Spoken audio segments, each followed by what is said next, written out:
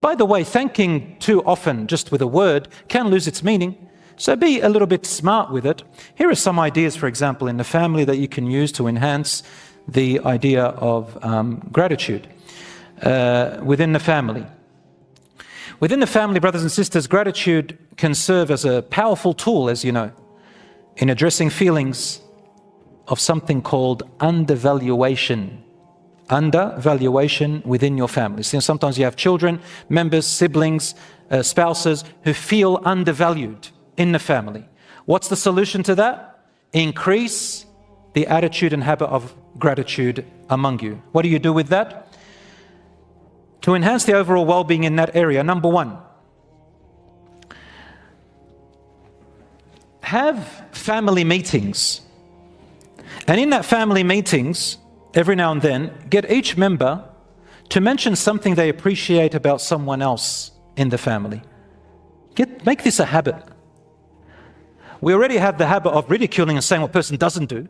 That's easy.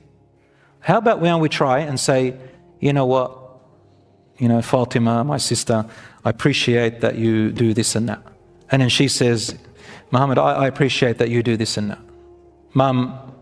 So try to sift through all the 100 things you don't like and find one or two things you like. And watch how the appreciation will rise and the services for each other will come even more. And how much of the bad attitudes and bad actions will become less because a person feels valued. What is it about people when they become bitter? It's when they feel undervalued, unappreciated.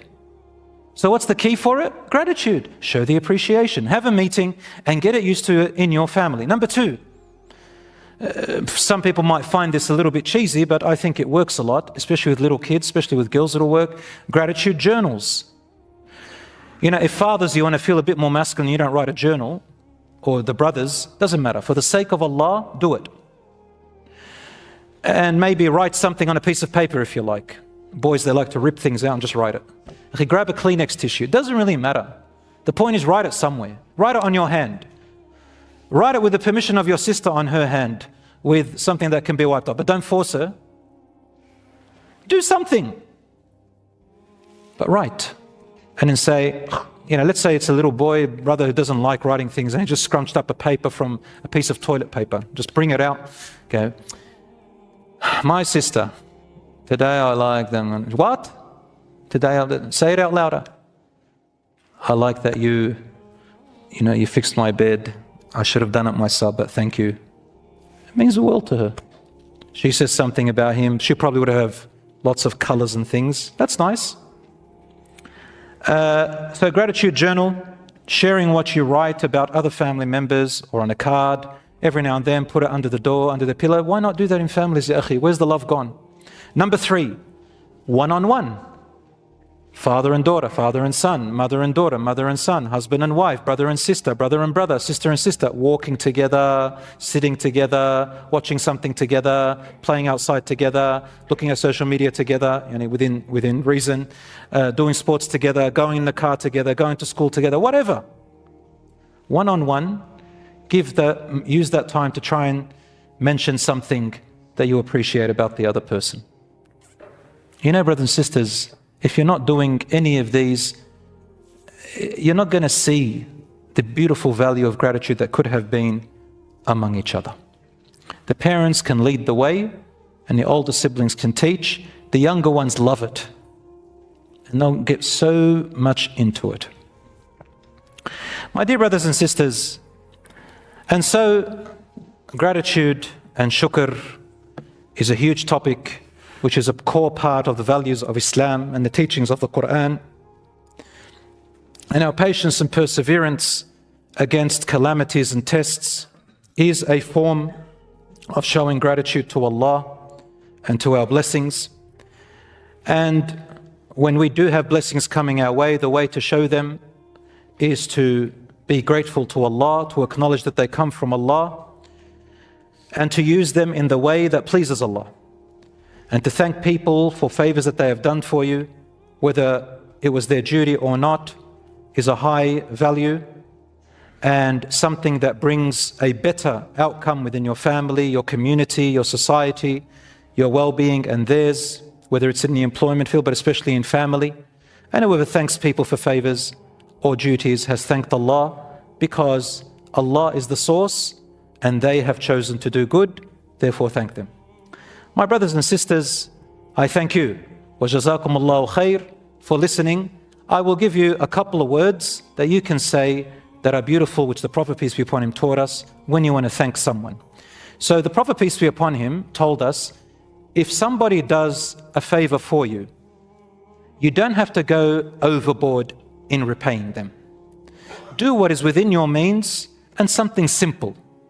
And of course, depending on how big the favor is, the favor you do back gets bigger.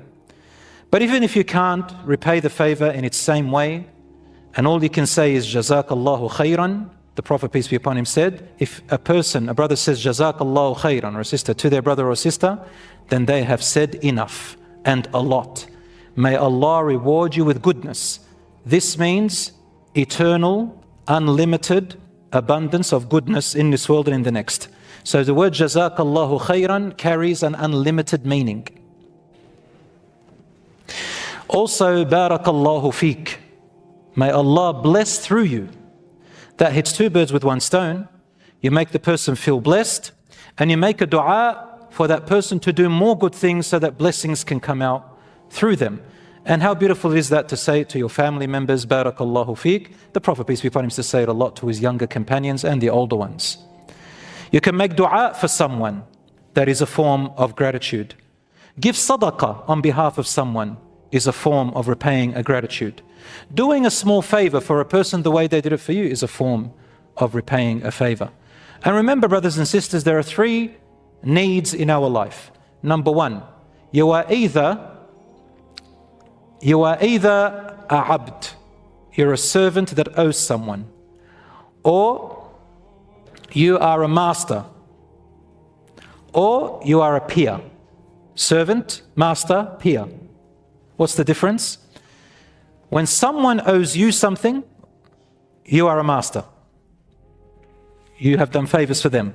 You're a master now, kind of like a master. When they have done good for you, you become a servant, you owe them. And the majority of our time, we are peers. I don't owe you, you don't owe me.